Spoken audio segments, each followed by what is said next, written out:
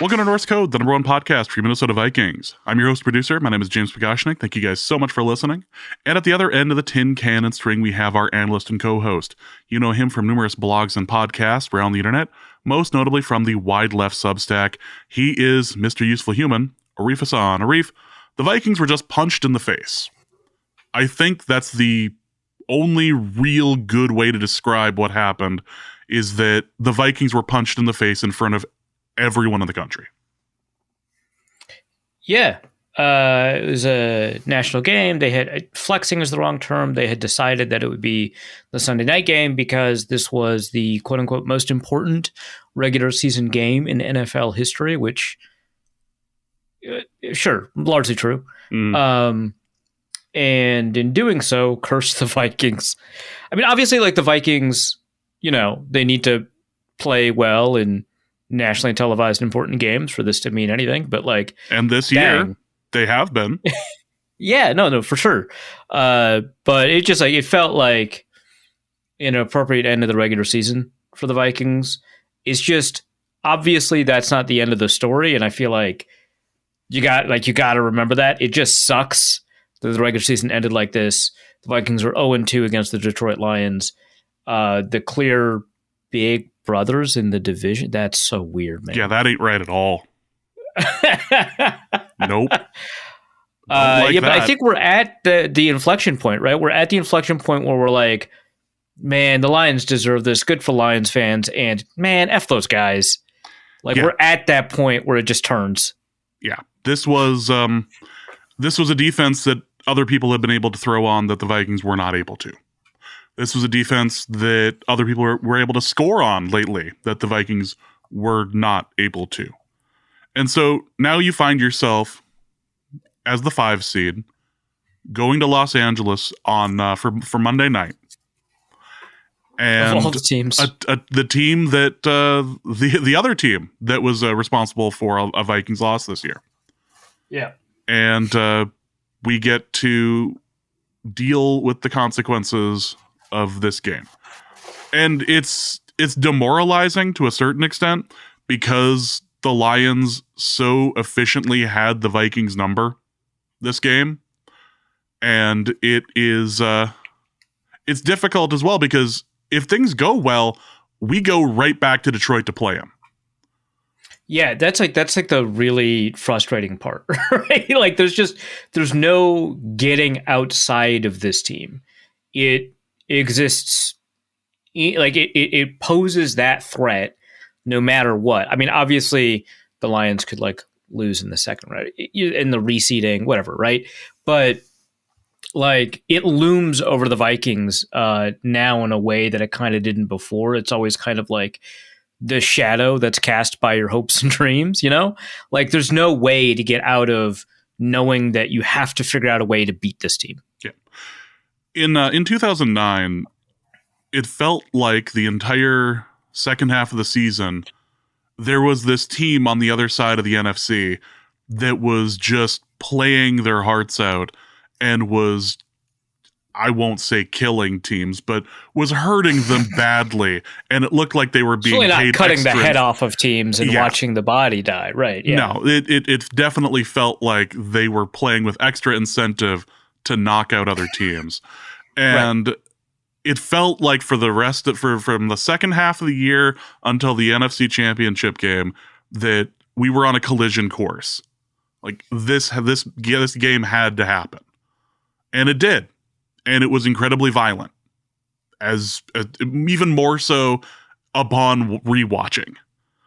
And it felt like, and I realized this particular week, this game was scheduled, but it felt like this game had to happen. And it felt like this matchup was looming. And this was going to be the real like turning point as to whether or not, all right, do you got it or you don't? And as we will get into here, Sam Darnold didn't. And wasn't able to spot the defense, the points necessary to allow their second half mistakes. And let's do some quick shilling here and get into the episode, because otherwise we're just going to start like otherwise we're never going to make the meager amount of money that let's just get into the shilling real quick. Again, thank you guys so much for listening to Norse Code. Let's talk about Patreon. If you enjoy the show and would like to help us out financially, you can do so in a couple of different ways. Patreon.com/Norse Code is your best way. That's a recurring subscription, $3.50 a month, or a little less for the year subscription. A special thank you to Jen or Gaba, who I thought that was a weird name, and then they used that in the Discord. So good for you. I enjoy that. Great. Yeah. Cool. It feels like a Star Wars name. Like it is indeed. Actually, I believe their image. Yeah. Well, the image they used anyway as their thing in the Discord, I believe, was like the person in the little short fellow in the episode 7 that owned the bar with the goggles. That owned the lightsaber. Oh, okay. So I thought you were going to talk about the one that was like in episode 9 or whatever, and I was like, that sucks. I hate that. Ban that person from the Discord. Nope. No, that's fine. No, you're good. Also, a special thank you to Dustin B as well for signing up over on Patreon. Again, thank you guys so much. You can also go to paypal.me/NorseCode as well for a one-time donation, or you can go to norsecode.threadless.com to pick up Norse Code merchandise. All right, let's get into the show and the review of the Lions game. And as somebody who knows a few Lions fans, the messages I was getting during the episode were, where has this rush by the defensive line been all year? This is the best they have looked since week 1. You mean from the Detroit Lions? Yes. I mean, so obviously there's a ton of pressure in the game. First half more than the second half. I think the broadcast showed that Sam Darnold was like under pressure about 50% of his snaps, which is crazy. That's wild. A lot of it does come from blitzing. So it's not just, how great the Detroit Lions defensive line was, although Zadarius Smith got his licks in, so good for him. But, we did see some good individual plays from good individual defensive linemen. But this was like, not just them. It was like a masterclass from Aaron Glenn, the defensive coordinator, in concert with a bunch of individual performances, right? So at the end of the game, right, depending on kind of like how PFF tallies this up and stuff like that, Sam Darnold was under the blitz like 46% of the time. So which is high for a non-Vikings team, right?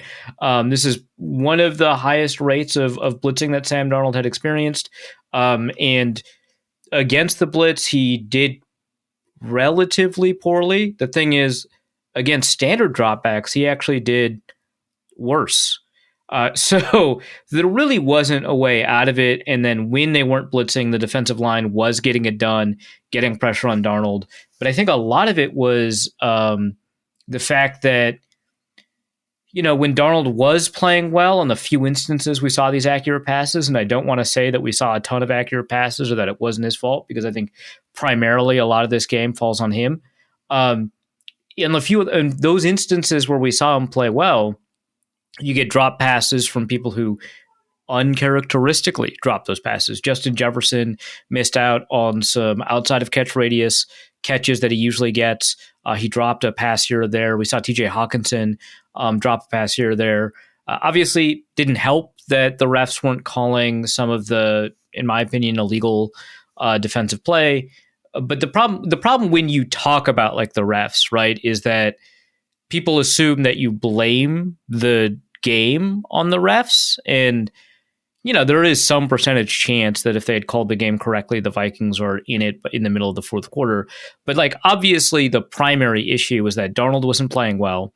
And then after that, the offensive line wasn't really doing as much of a good of a job as it needed to. And then after that, the targets weren't reeling in the catches that were available for them to catch that they didn't catch. And then you can begin to talk about like the collapse of the defense and the refs and stuff like that. All of these matter. All of these are elements to the game that impacted the loss in some way or the other.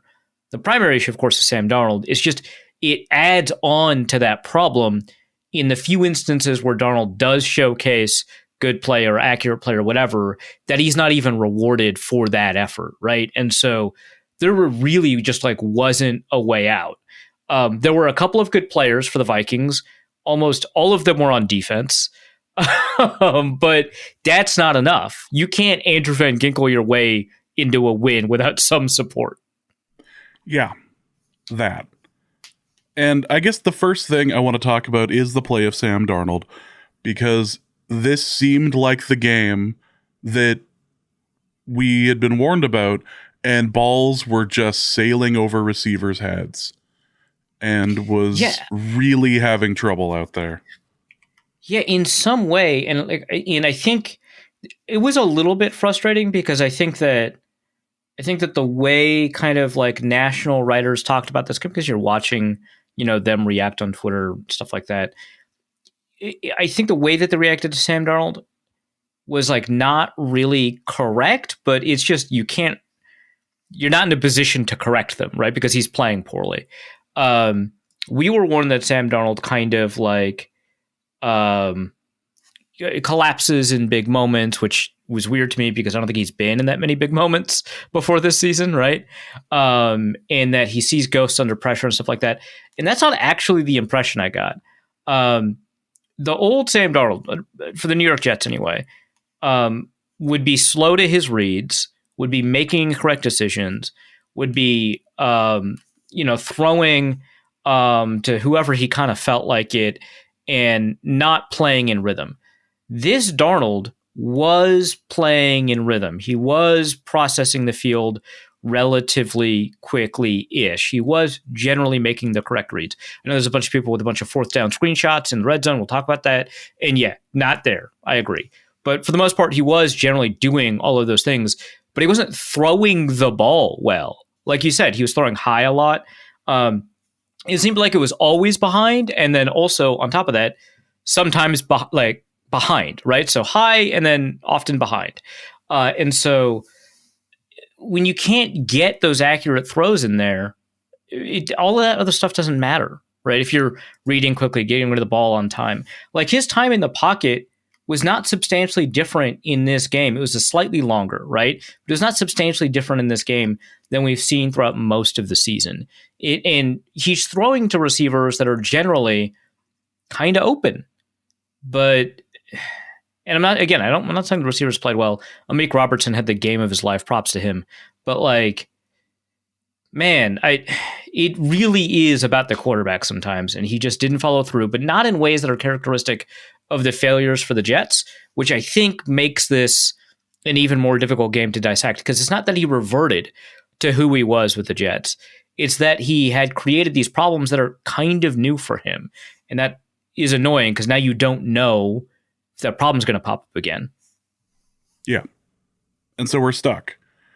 And the Vikings are going to play the Rams, and you're wondering if maybe the moment was too big. If you were an optimist, you could take a look at this game and go, okay, well, the Lions clearly needed this game more, and Sam Darnold probably needed a dress rehearsal before the playoffs. You could say that. I don't know how accurate that is.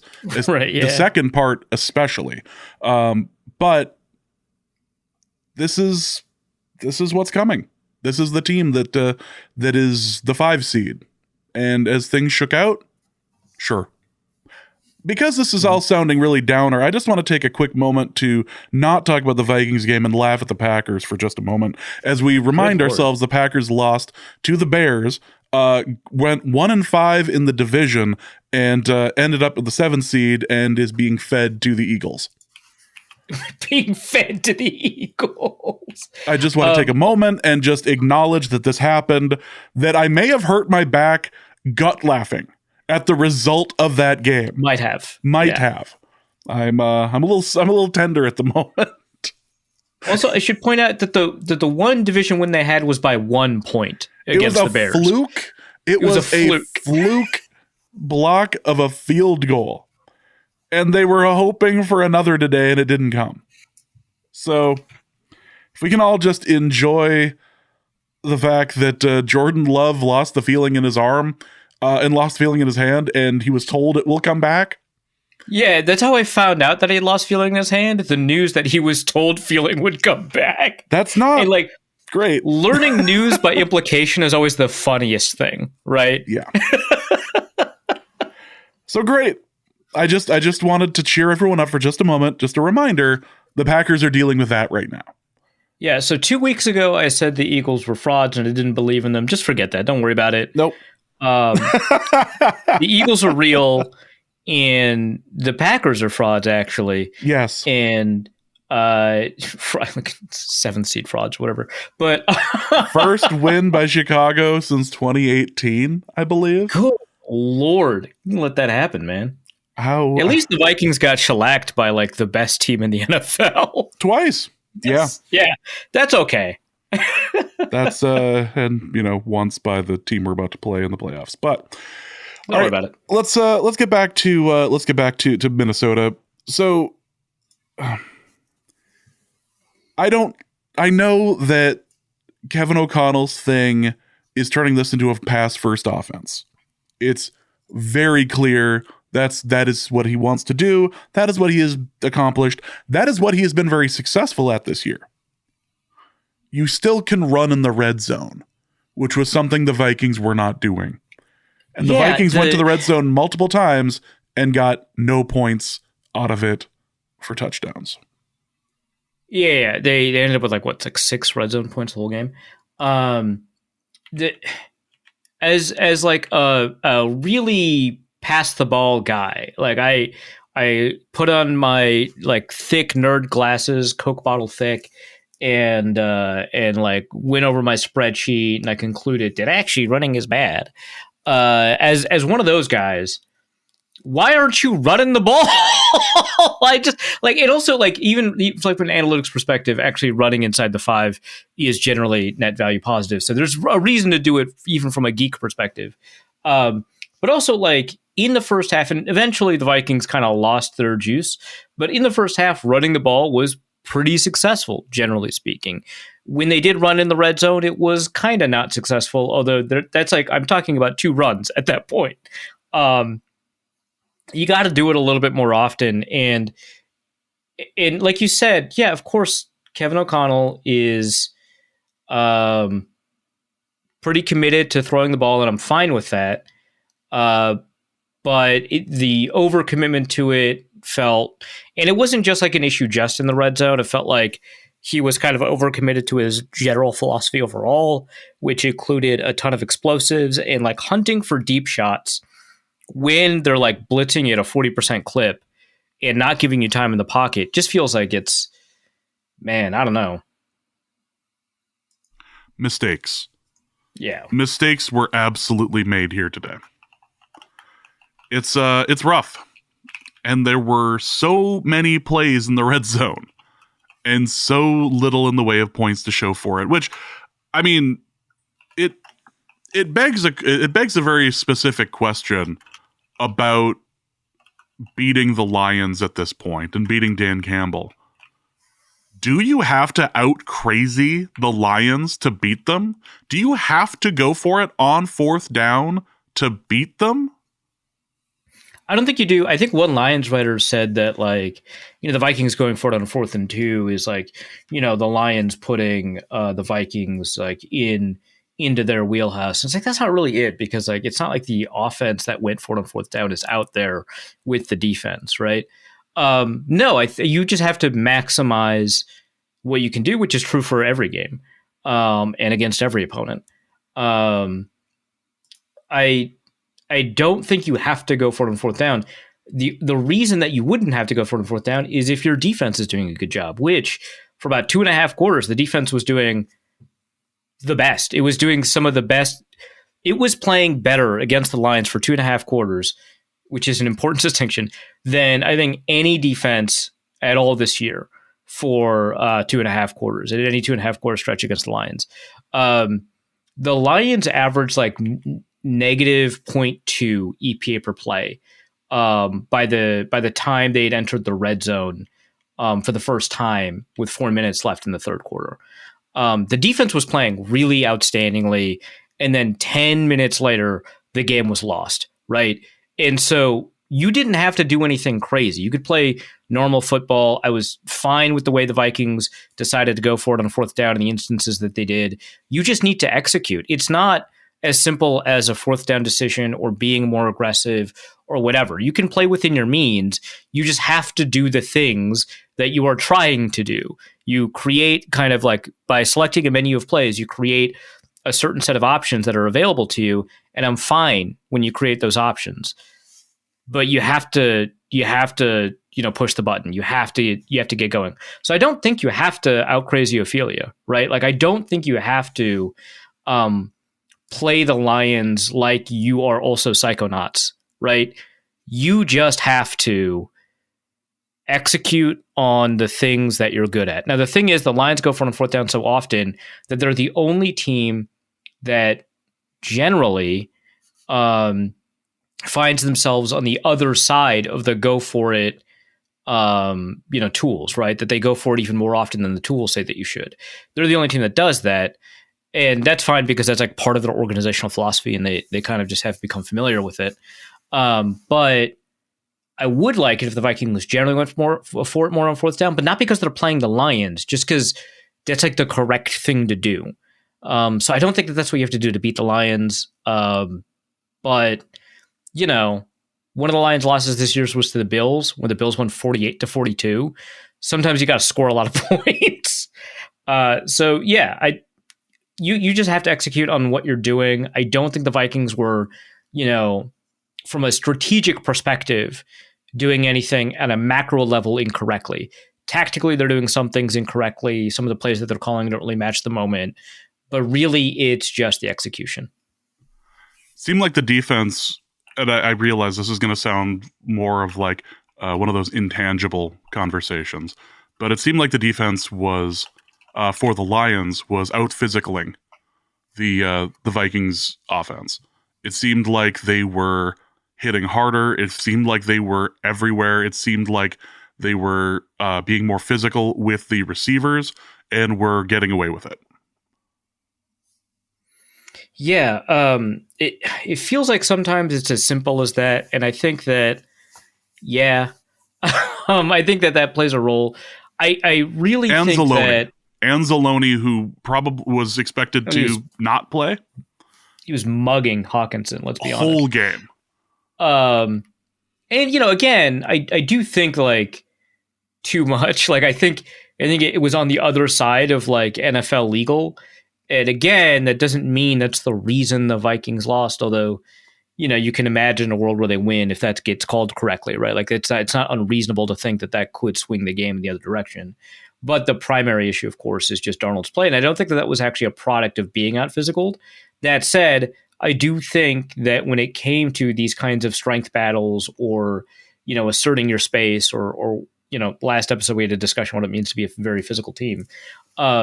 Being able to take command of your kind of area of the field and dictate your actions instead of having your actions being dictated to you, maybe is the best way to put it, that did impact the offense in a pretty significant way, both, from the offensive line, whether it was an offensive lineman like Blake Brandel getting walked directly into Darnold. That was like later in the game, so maybe it was already out of like contention by then, or, a running back getting blown up on a blitz or whatever. Like all of those happened and they impacted the game and they mattered and could have been a reason that they lost had Sam Darnold played better. Like Sam Darnold could play a lot better in this game, play up to a season-long average, and they still could have lost because of all of these other factors, like the defense just kind of manhandling the offense. But yeah, it sucks because it seemingly happened everywhere. We saw it happen to Jordan Addison. We saw it happen to Justin Jefferson. We saw it happen to TJ Hawkinson. Seems like it didn't happen to Josh Oliver. Good for him. Not enough. No. So yeah, and the Lions defense being able to kind of assert control, take command of the agency of what was happening when the Vikings had the ball, that is particularly impressive. Obviously, as the announcers kind of kept on reminding us, given how many injuries that they had on defense, how many players they had on defense that were not considered to be talented enough to be starters, either in this league in general, and the Lions picked them up later, or for the Lions when they had like lost their starting job in a camp competition or something like that. All of those guys stepped up in really significant ways.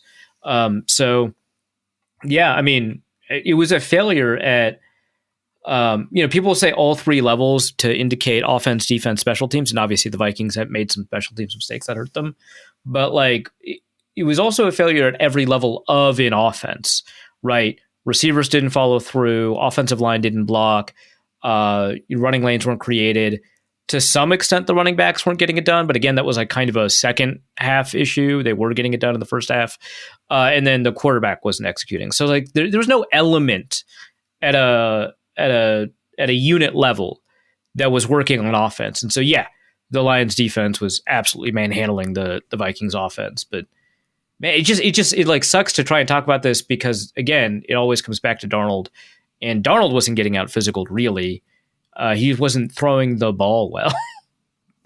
There is that. Can we take a moment and talk about what it means when you're in the end zone and throwing the ball away, and how that should have been a safety? I mean, it should have been, yeah. Was it Dean Blandino was their rules expert, right? He said it should have been intentional grounding and a safety. And also like an offensive lineman was like the first to like, I don't know, like,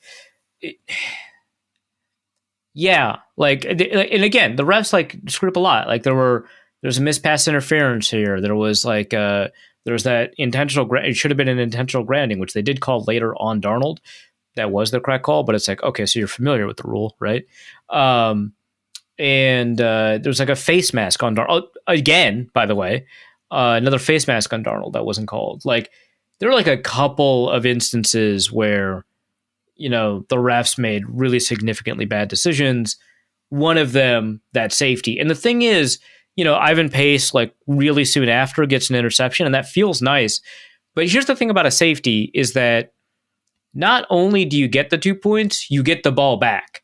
So actually, the interception doesn't make up for the safety because 2 points plus the ball is a lot more important than the ball, right? And you don't get the ball back in the same field position, whatever. But like, that it would have just like you just called the game correctly, so you don't have to have these ridiculous moments where players make outstanding plays. Josh Mantel's getting the tip, Ivan Pace getting the catch, right? Like, it's so frustrating because I would rather watch a team that I want to win lose from a fairly called game than lose in a fashion that suggests that they were a less talented team in a game that wasn't fairly called, because it just feels like bad football. It just sucks to watch. Even more than seeing your team get blown out is seeing your team get blown out and the few chances they have to make up for it kind of taken away from you by the refs. Yeah. And there was a post that Chris Cluey had made on Blue Sky about how players don't really care one way or another whether or not it's called. They just want it called the same on both ends. And the Vikings having it called on them, that was clear. That was it. I don't know how you call that the throwaway by Goff a pass to a receiver. That it didn't even leave the end zone. The receiver had his back to it. Not even if like a weird Madden logic happened where the ball went through it was a running back. If it went through the running back. That's the thing, is that the ref said it was to Brock Wright. It wasn't even to Jahmyr Gibbs. Yeah. Like Jahmyr Gibbs, it would have been I could have been okay, fine. That's dumb, but no. Right. Yeah, it's like, okay, that's like still kind of the wrong call, but at least I get what you were seeing. Brock Wright? What are you talking about? It's not in the direction of him. It certainly didn't. The ball didn't end up in the area of him. Vikings defenders were closer to that ball than he was. That was ridiculous. So yeah, somebody on some Lions fan on Blue Sky was trying to troll me into an argument on that after I'd posted about how that wasn't a safety, and I wasn't going to I wasn't going to engage. I just wrote LOL, and he'd like doubled down, and I LOL'd again. Just like, come on, I'm not. You know what you did here. You are defending the indefensible. I'm not even going to try. That was so dumb. Like, there's no... Well, okay, so, like, just similar to that, there's a Lions fan just, like, arguing in my mentions on Twitter right now. Like, he kept going. He's going for an hour at this point. about the delay of game stuff. So there are evidently a couple of Lions fans that care a lot about the fact that the Vikings didn't get called on delay of game until the fourth quarter because the clock would hit 0, then they would snap the ball. Even though it had been explained by the broadcast crew several times that that's not really how that penalty works, is that the back judge looks at the clock, waits for the clock to hit 0, and then snaps his eye to the ball. And if the ball is on the ground, then they call it. That's how it's always been called. We've seen this happen a million times. This is a Lions fan, so presumably they've seen Aaron Rodgers do this a bunch of times. Like Rodgers does this a lot, right? But this guy was just like, hey, and he like pasted a Google summary of the delay of game penalty as if like that mattered, and he's just like accusing people of not being able to read. And it's like, I just look, man, this is a weird way to celebrate your win. Be happy for the victory. You punched Minnesota in the face. Yeah, like clearly the better team, right? There's no like at least on the field that day. There's no question about that. I don't think any Vikings fan is saying that the one difference in the game is the refs. And so you like putting up this crusade, being wrong about a specific rule in the NFL, but putting up this crusade about the way that the refs acted is like weird. like every Vikings fan, almost, I'm sure there's some, but every Vikings fan knows that they got their teeth punched in, right? Yeah. Like that's it. So I don't know. That is exactly what happened. There's the Vikings got a real nice bloody nose out of this one, and now they have to decide how to react to it. This was the longest Vikings win streak since the 70s. The 70s. Not even 1998, 1999. That's crazy. Neither of those two. No. The longest Vikings win streak since the 70s was snapped here. And again, maybe we needed to get punched in the face. Maybe this is the team that needs to take a moment and dig deeper and figure out what it is, what Sam Darnold needs to do when he starts seeing the ghosts out there, when he's being rushed too hard. But today, it was clear this was Detroit's game, and it sucks. I was looking forward to a week off. I was looking forward to talking about like potential stuff for the Vikings moving forward. Like this was going to be a great like, oh, well, we get to watch whatever happens with the rest of the NFC, and you know these games are going to end up happening. So how does this all work? Nope, Vikings are back to work. And we were asked last episode about which of the Chekhov's gun things were going to happen here, and it turned out to be the kick. But he was the second kickoff by Reichard barely stayed in. But the third one, the other one went right outside. And I think Eric Thompson had said it best. Him kicking that out of bounds was basically the equivalent of like missing the kick that he had gotten. Like it was just like, come on. Who needed this game more, Minnesota or the Lions, and make me feel better that it was the Lions and that things are going to be okay? Talk me off this ledge. You told me to care. You told me to feel and trust. Yeah, well, I also said in my piece about caring is that the highest likelihood is that the Vikings will hurt you. And even so, you should care. So there's that, right? You get like you gotta go in with your belief system, knowing that that's the case, right? So that's one. Two, I do think this probably meant a little bit more to the Lions than the Vikings. Maybe that sounds like cope. I don't know, but it just feels like the Vikings have, in every sense of the word this year, vastly exceeded expectations. And I get it. The way that they played created new expectations, and those expectations are important and they were violated, right? Like, that's fine. Like, that's fair. But like, the way that the Lions had been discussed was, hey, which team is going to collapse following the championship round? There's always one of these four teams, maybe two of these four teams from the championship round that just really collapse. And a lot of people thought it would be the Lions, right? You got a run first team, you got a quarterback nobody believes in, and then you've got, like, even after that, all of these injuries, right? And it wasn't it was the 49ers. The 49ers were the team that absolutely, had the bottom drop out. And so in the sense that the Lions haven't, so in the piece that I'm writing, which I haven't, like, obviously finished yet, I said that there's like a difference between the pain that Vikings fans have suffered and the pains that Detroit Lions fans have suffered. And this is not to say like one pain is more significant than the other. I'm sure Lions fans would love to disagree with that.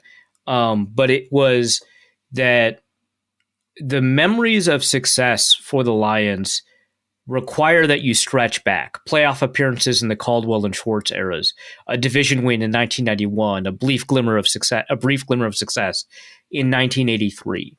The Lions hadn't been exposed to the kind of success that makes one lament it. The fan base for the Minnesota Vikings has been taught to fear hope, and the Lions fan base has had the hope beaten out of them. These are two different kinds of pain. And I think this kind of win doesn't solve that problem for the Vikings, but it does kind of solve that problem for the Lions. So in that sense, at least emotionally, it's a lot more important for the Lions and the Lions fan base to have a win like this, because the Vikings will not be cured until they win the Super Bowl, because every positive game for them is actually just more evidence that they're going to hurt you. That's not the case for the Lions. So in some sense, this allows Vikings fans to be more guarded when they enter the playoffs. For the Lions, obviously if they lose in the NFC Championship game, whether it's to the Vikings or to the Packers or to the Rams or whoever, right? Obviously that's going to hurt. It always hurts. It hurt last year, but it doesn't hurt in quite the same way. So I think that emotionally, this means a lot more because you can take something from this win if you're a Lions fan. I think if you're a Vikings fan, sure, you might be able to take something from it, but you're always going to take a little bit less, even if like you do what my last piece suggested and you commit an act of radical vulnerability, right? Even if you do that, you're going to take a little bit less from the win than the Lions fans are.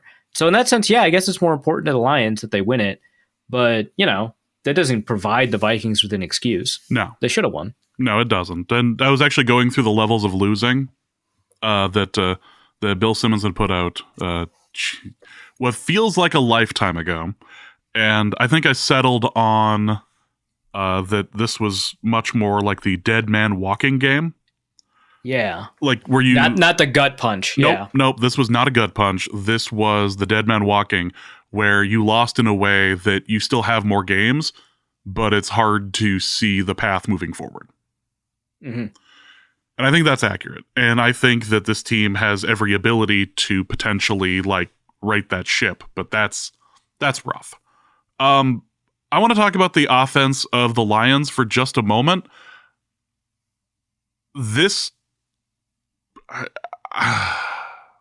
I'm struggling to come up with the words because it was so frustrating. This was an offense that was bottled up for the first 2.5 quarters.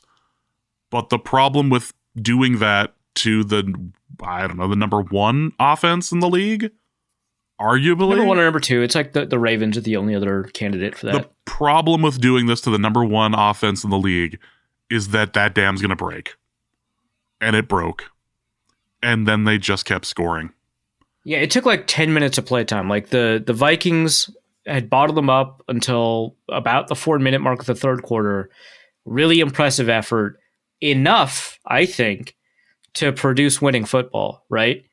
But like you need a 66% or whatever conversion rate in the red zone to win, just generally speaking. And you enter the red zone 4 times, you don't do it. So then the Lions finally do it, and a team that had like 10 points, right, through 2.5 quarters, more than 2.5 quarters, then in the next 10 minutes scores 21 more. Like, and that's just going to happen. Like, obviously the defense could have played better. There's a lot of other things they could have done, but it just feels like you can't really like put it on them for like the insane stuff that Jahmyr Gibbs did, in the way that you can put it on the offense. Four yeah. touchdowns. Jesus.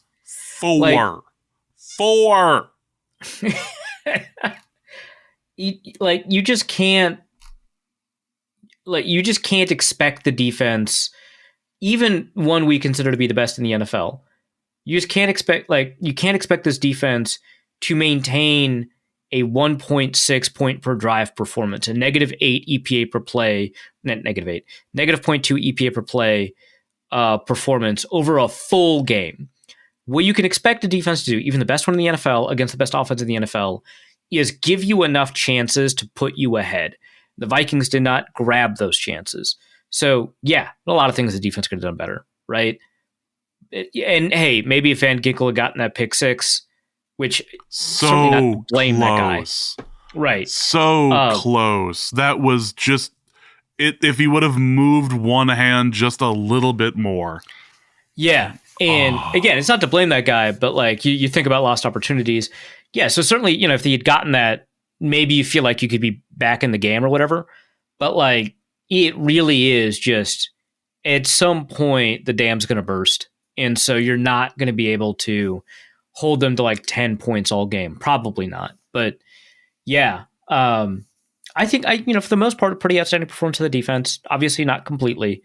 And I do think that like, even though Reichard and Matt Daniels created the problem that allowed the Lions to, tack on another 3 points, that the Vikings defense screwed up in the final, minutes of the half, which did not turn out to be the difference, but like felt like, a sign of what was to come.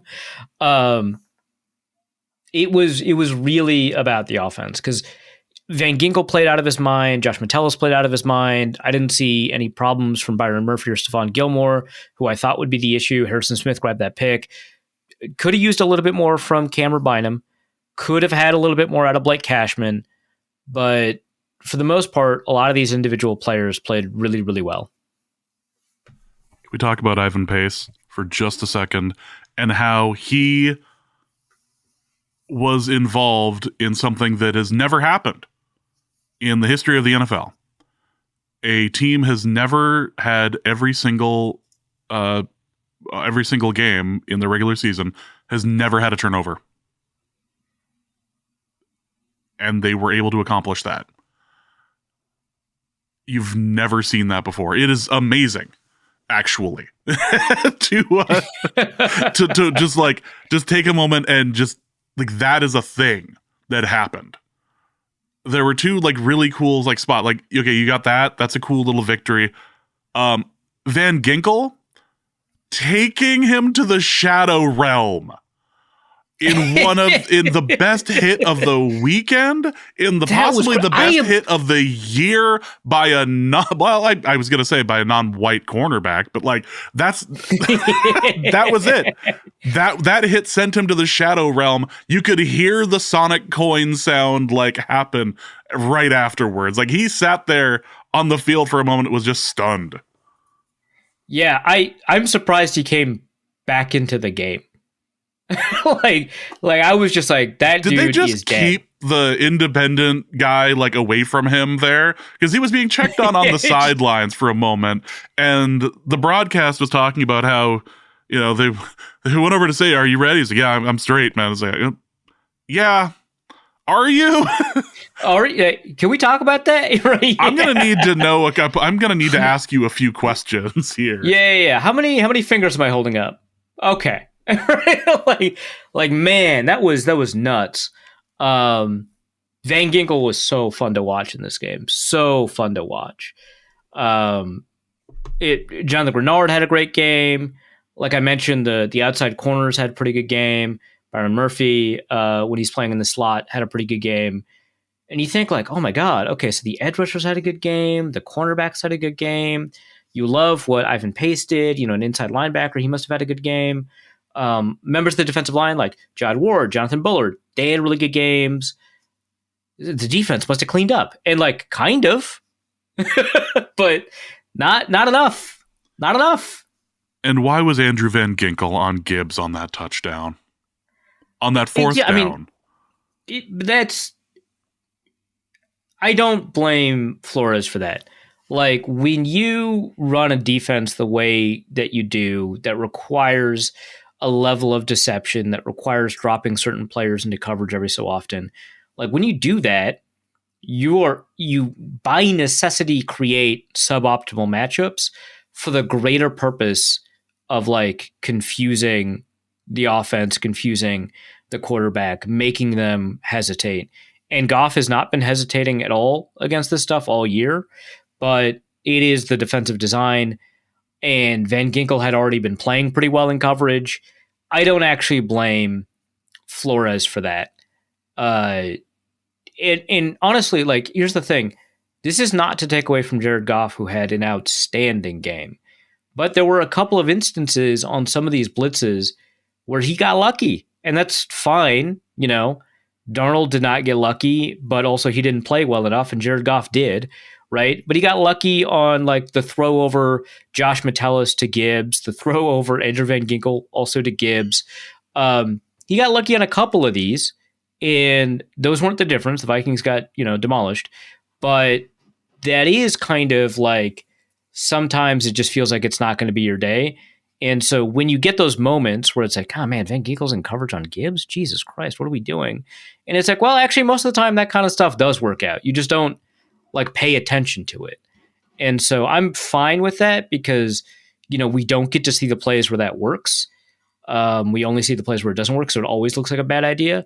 But like, Goff had the Vikings' number and also had the bounce of the ball and also had the refs and also didn't have to,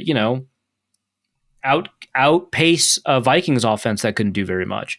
Goff was the better quarterback easily. Goff played like one of the better quarterbacks we've seen all year easily, but he also got a little bit lucky sometimes, and that's fine. And the fumble luck too, at the end. And the fumble luck, Jesus. Yeah, it's nothing. It sucks. Can't have any. You got to fight for every inch, man. That's what happened this game. We're going to go to the mailbag. It's not a very long mailbag. We just wanted to have our first reaction episode up on Sunday night here. So it's important to note before I answer this next question, or rather ask it, is that there was a story that came out this weekend about the Vikings organization buying up about 1,900 secondary market tickets and then sending links out to the season ticket holders and saying, hey, $200 for a ticket. Go to Detroit. We want Vikings in the stands. And one of our listeners went and saw the news story and then contacted promotions and said, hey, I would like tickets. I live very close. I happen to live in the state of Ohio, and it would not be difficult for me to make the trip. And he was able to go, and he emailed me first and said, hey, could you triple check this, that I'm not sending my money? Yeah. He literally sent me he literally DM'd me and said, hey, could you check this? And I ended up doing a lookup on it, and sure enough, it was registered to Eagan, Minnesota. It was registered to the email address associated with the Minnesota Vikings. Like, yeah, this is actually legit. Send them your money. Go for it. So Don from Ohio went to the game. It's his fault it is. We figured it out. We solved the problem. Many people are calling this the Don from Ohio game, quite frankly. Yeah, that's I believe that's the headline the Star Tribune's going to go with. So. I feel like it's in as big a type as Minneapolis Miracle. They're a little behind it though, so they're still calling it Judd Zulgad's Hoodies game, but still, Don from Ohio. Right. It's the Don from Ohio game. So Logan asks us, question for Arif, Don from Ohio corner. What is it about Don that caused the Vikings to lose or almost lose this game? What can the rest of us do to prevent Don from hurting the Vikings during the playoffs? He should be banned from Ford Field in case they play again. In fact, Detroit in general. he should. I think probably the safest thing we can do, and I hate recommending this. I'm anti-carceral, as you know, but we should straitjacket Don and send him to an institution. I think is the only reasonable response we have as a society to the kind of problems he poses. Many people are saying this. Many people are saying this. Let's go to Zen Cupid, who asks, when was the moment we should have stopped trusting in Sam? I think that's when Luke Braun, we should have stopped trusting in him when Luke Braun was making comparisons to flights across the Atlantic. Yeah. That might have been the jumping of the shark moment. Also, Luke Braun, putting his Minnesota football party life on the line for Sam Darnold. I think that was the issue too. It didn't hit. It did not hit. For the answer to the real question, I think somewhere between the second and the third red zone trip, that's what did it for me. When everything became pass and nothing became run. And did Addison get a single catch? Or he got one catch for 0 yards, something like that? Yeah, I did see you get the catch. I think it was behind the line of scrimmage. Yeah. I don't even know if it was for 0 yards. I think it may have been for -1. Jordan Addison, 1 catch, 0 yards. Okay, yeah. 6 targets. I think... This is crazy. The 38 targets and 18 receptions. God. Yeah. It's rough. That's where we're at. My dear Arif No-Coton asks, did Darnold make his next contract significantly more affordable with this game?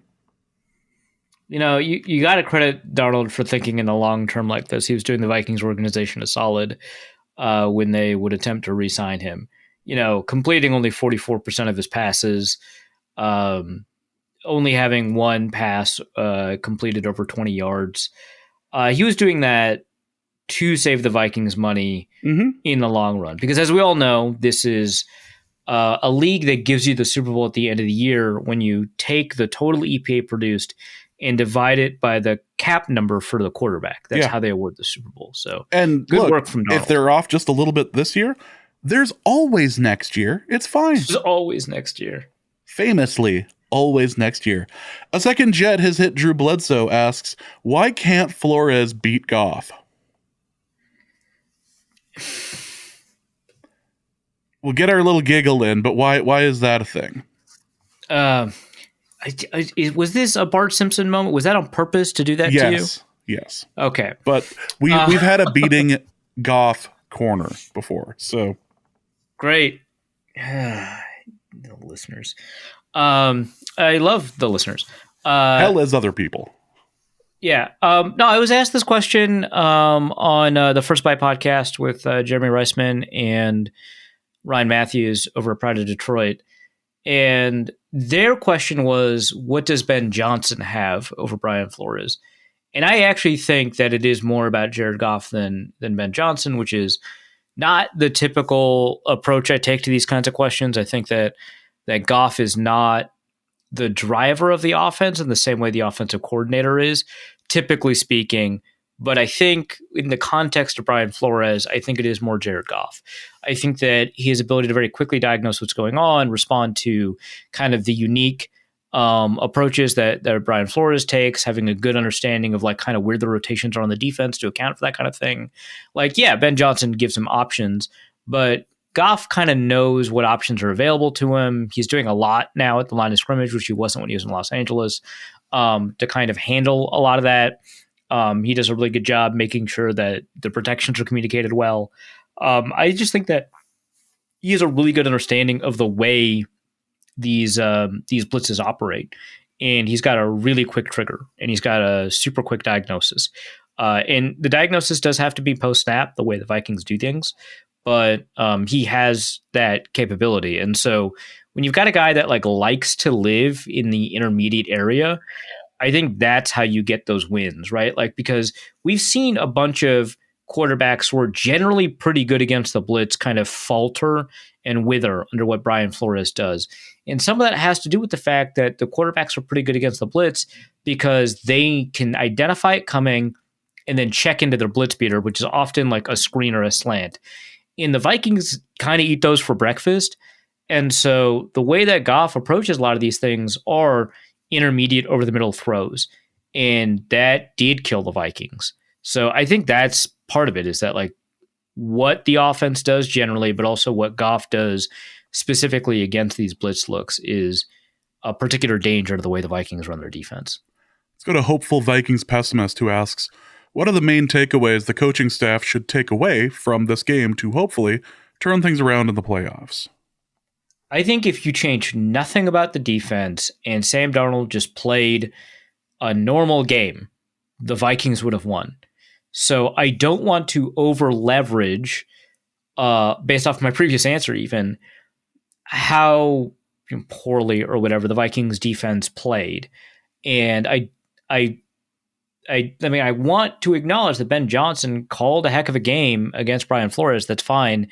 But I don't know how successful you can be changing your defensive identity just for one game when you kind of force yourself to move out of your wheelhouse. I just don't think the Vikings would be successful like that.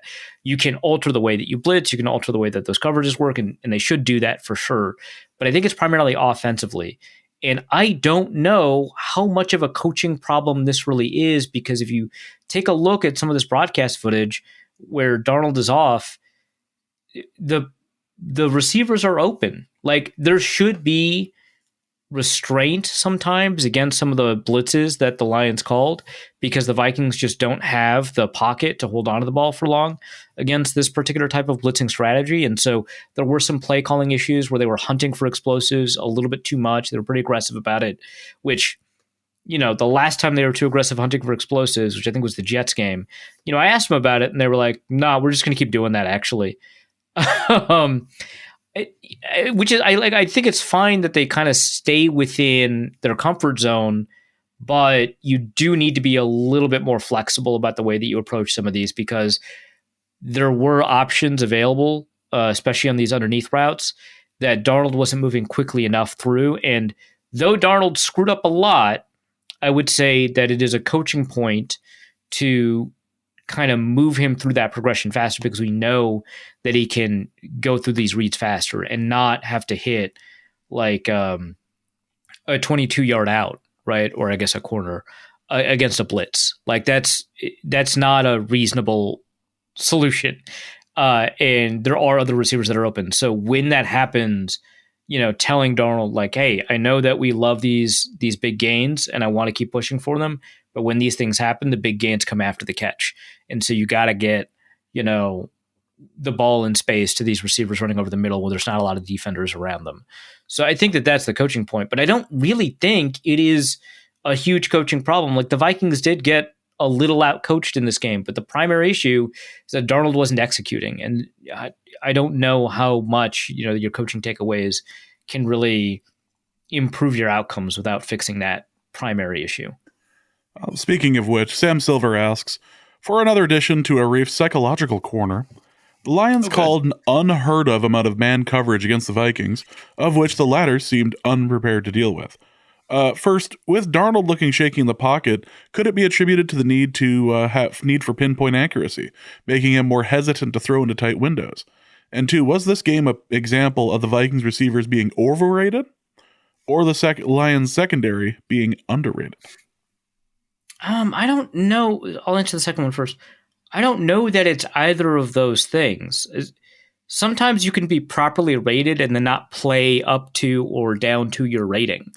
Maybe the Lions secondary is a little bit underrated, but I think that Amik Robertson played better than he's played, and some of that has to do with the fact that he's naturally an outside corner despite being shorter.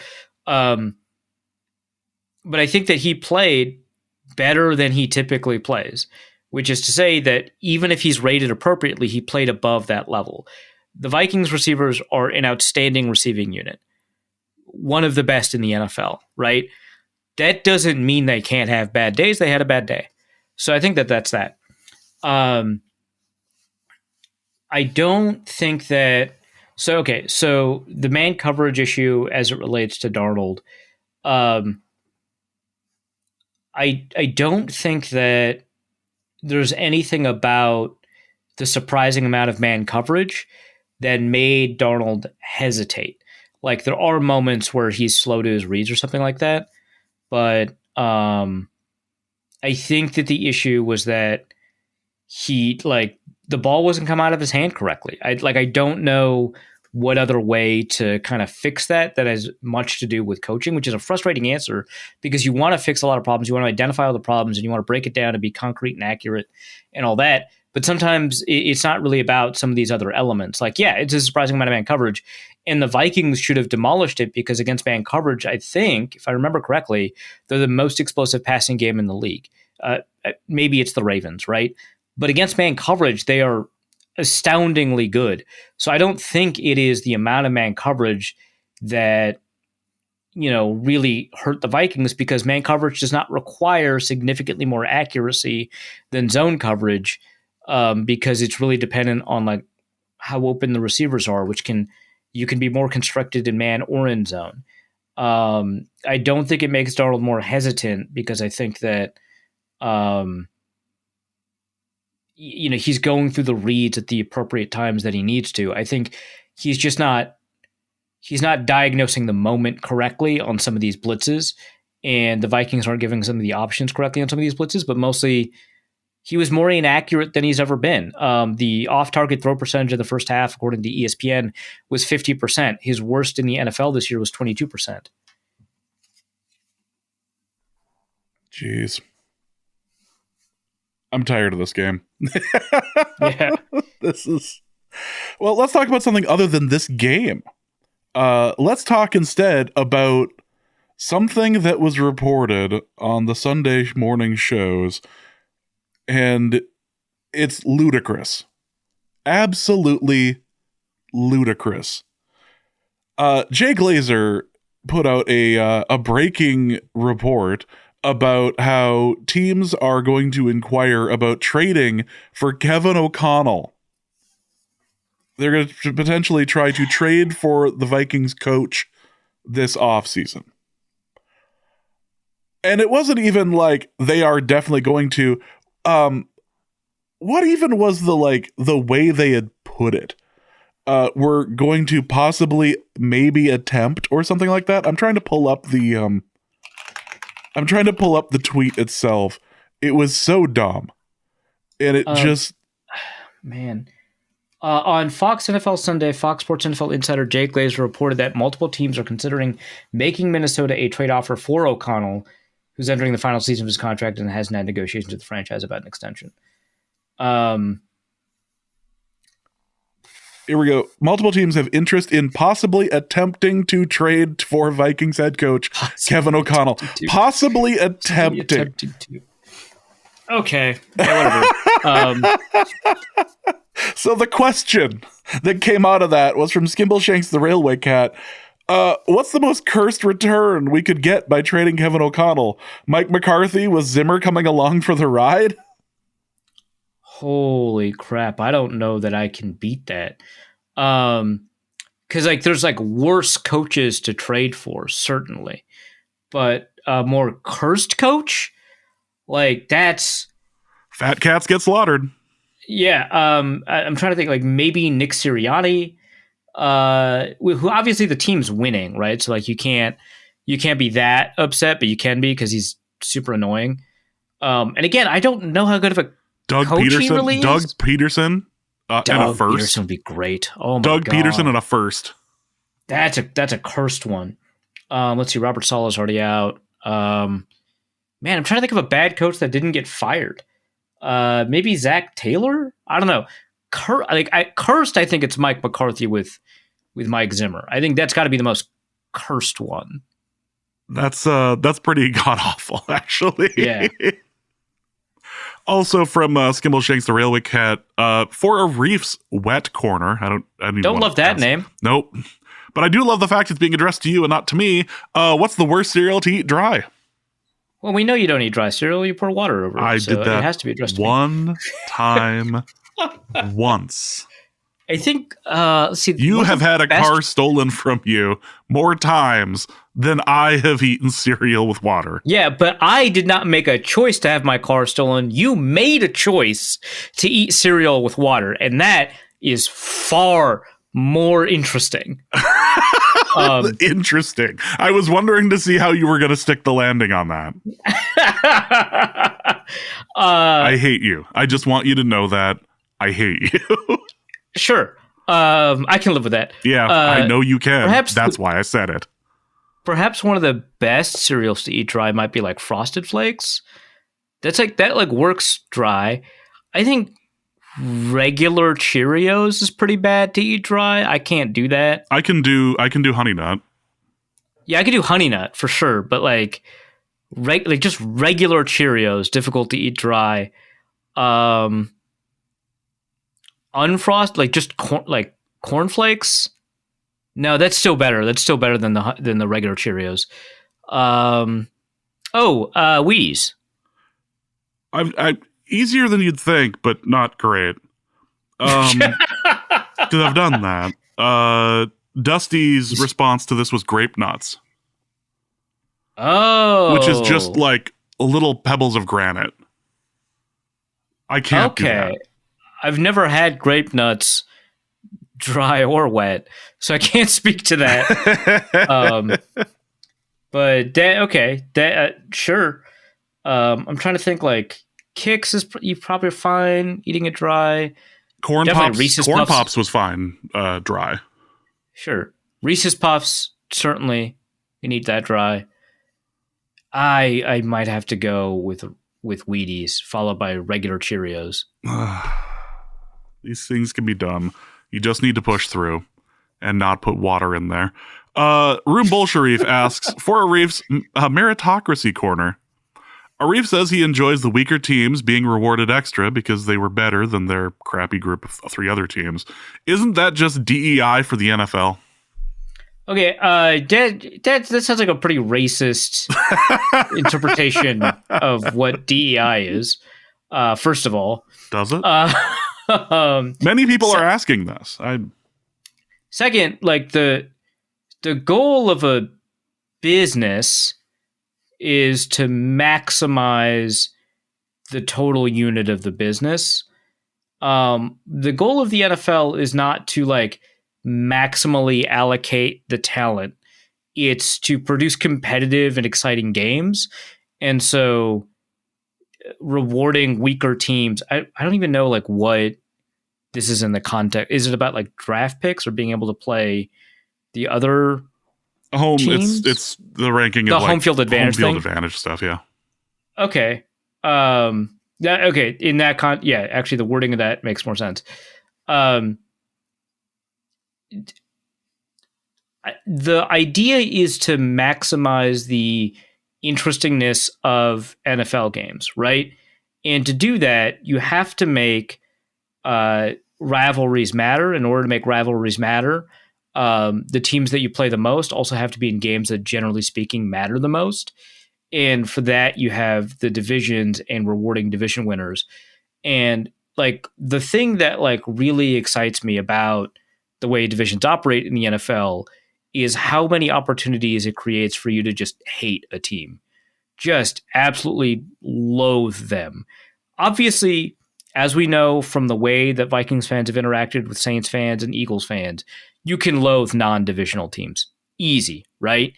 But when you play a team twice a year, every year, and it matters when you play them, almost no matter what,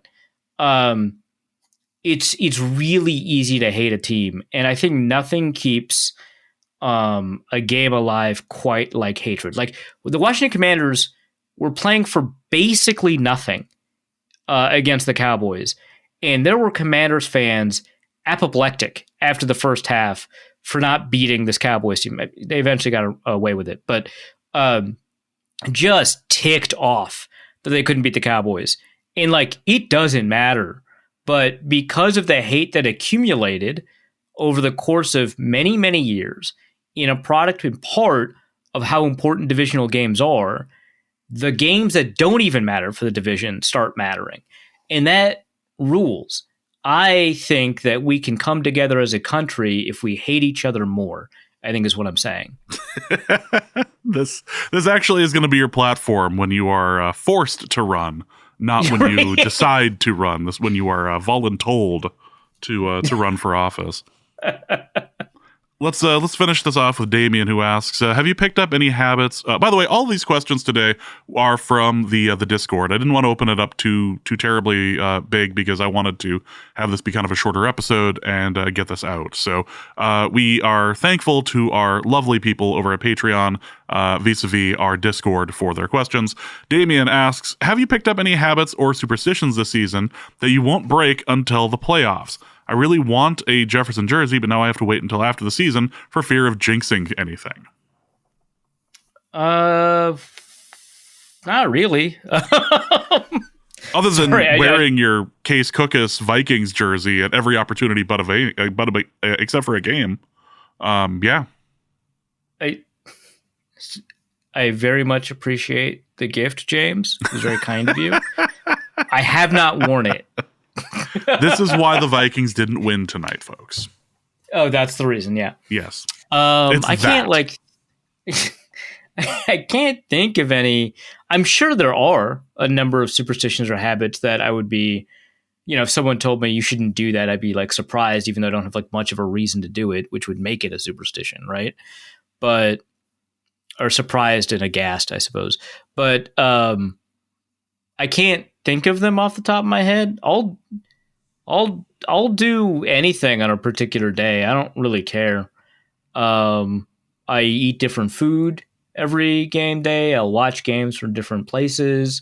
I'll wake up at different times of the day. I don't know. It doesn't really matter to me. So I don't have an answer to this one. I'm sorry. I think this is because I'm in that weird zone as a journalist where it just feels weird to be a fan. So I'm not there. I think buy the Jefferson jersey. Yeah, absolutely, dude. Do it.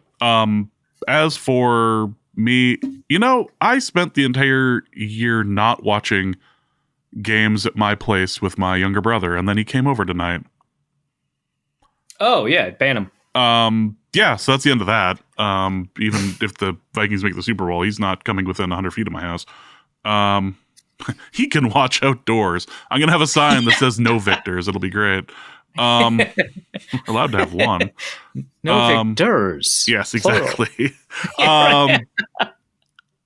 For the most part, I've retired the Ham jersey this season, except for the Vikings game we went to, because it made sense with the white theme. But no, I don't think I've done anything specific this year. Although I'm a big believer in not like if the team's winning, you don't like take off the jersey or you don't like change an outfit, or like if they're losing, you don't change your outfit or like change your jersey to like hopefully jinx to go the other way. Like I don't do that. I have heard of people doing that, and that's a bit too far. These are people who what's the nicest way of putting it? They are the believers that they are like if there was like a novel happening or like a video game, that this is like a first person thing. Like they're the main character. That's not how this works in relation to a team. That's a bit too far. But fandom's fun. Buy yourself the Jefferson jersey. It's do that and send me more pickles, Damien. And with that is going to be the end of this episode of Norse Code. We will be back on Thursday to discuss the Vikings' upcoming playoff game, which has been revealed to be the Monday night game against the Rams. So, Arif, what do you have to plug? I've got my post-game piece that I'm writing right now. We can check that out. I have no idea what Luke is going to be writing about following this game. Possibly about how Joan of Arc had trials and tribulations, and so does Sam Darnold. And had people speaking in her head, and we don't know if that was God or mental illness, but certainly at that point, why should we change? Who are the voices speaking in Sam Darnold's head? Let's break these voices down. Great decision, Luke. Medicalizing religious belief. That'll go as well for you as writing about Charles Lindbergh. Hey, for everything, I did enjoy the piece, but I did. It's a Luke piece on Wide Left, which is intentionally like out there. It was just a Luke Braun piece on Wide Left, taking a weird angle. What are you talking about? Look, the kickoffs tonight were going Wide Left too. So what are you gonna do? The ultimate homage to. Yes, thanks, Eric. Yeah, Eric, owner of the nearly perfect season.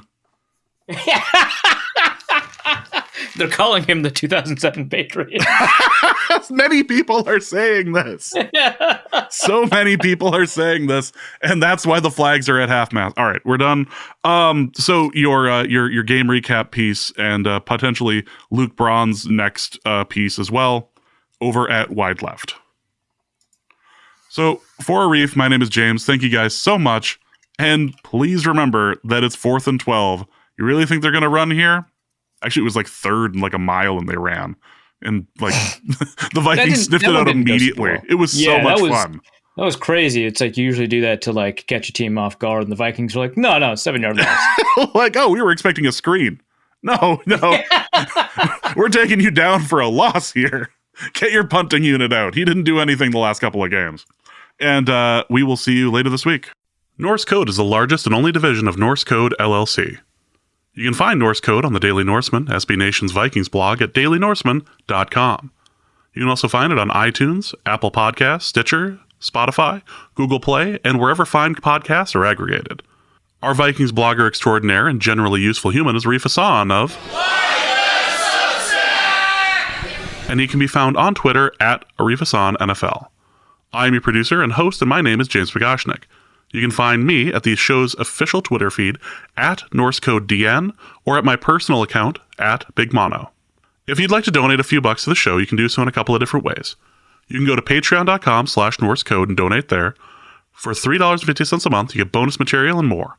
You can also go to paypal.me/NorseCode for a one-time donation, or you can go to norsecode.threadless.com and pick up some Norse Code merch. Any questions or comments that cannot fit in a tweet can be sent to norsecodepodcast@gmail.com. On behalf of the Norse Code staff, we thank you so much for listening. Our formula is this. Hey, all things are possible through the power of Ben DiNucci.